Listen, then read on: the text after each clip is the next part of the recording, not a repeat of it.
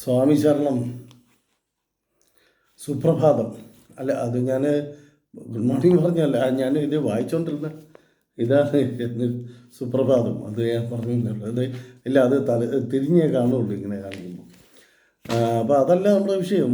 ഞാൻ പറയുന്നത് വെച്ചാൽ കൊള്ളക്കാർ.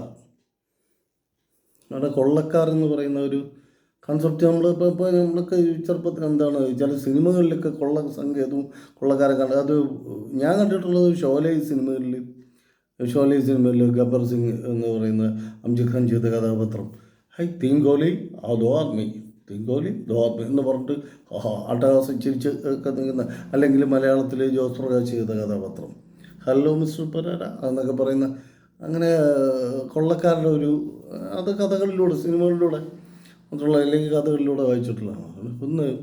പിന്നെ നമ്മൾ അറിയുന്ന വാർത്തകളിലൂടെ ഇപ്പോൾ എന്താണ് കാട്ടുകൊള്ളക്കാരൻ വീരപ്പനെ കുറിച്ച് നമ്മൾ ബൂലൻ ദേവിയെ കുറിച്ച് നമ്മൾ വാർത്തകളിലൂടെ അവർ പിന്നെ ജനാധിപത്യത്തിലേക്ക് വന്നു, MP ആയി. അത് രണ്ടും ഒന്ന് തന്നെ അല്ല, എന്നാലും അതൊക്കെയാണ് നമ്മൾ അറിഞ്ഞു വന്നത്. ഇപ്പോൾ ഒന്നാലോചിച്ച് നോക്കി, ഇപ്പോൾ വീരപ്പൻ ജീവിച്ചിരുന്നുണ്ടെങ്കിൽ, ഇത്രയും സൂപ്പർ സ്റ്റാർ കൊള്ളക്കാരനായിട്ട് നിൽക്കുന്ന വീരപ്പൻ ഇപ്പോൾ ജീവിച്ചിരുന്നുണ്ടെങ്കിൽ അമ്പലനടയിലെ കൊടിമരത്തുമ്പത്ത് കയറി തൂങ്ങിച്ചത്തേനെ. ഇൻഫീരിയോറിറ്റി കോംപ്ലക്സ് അടിച്ച് നാണം കെട്ട് ഇൻഫീരിയോറിറ്റി കോംപ്ലക്സ് അടിച്ച് നിവൃത്തിയില്ലാതെ പുള്ളി കൊടിമരത്തുമ്പത്ത് തൂങ്ങിച്ചത്തേനെ അല്ലേ. കൊള്ളക്കാർ.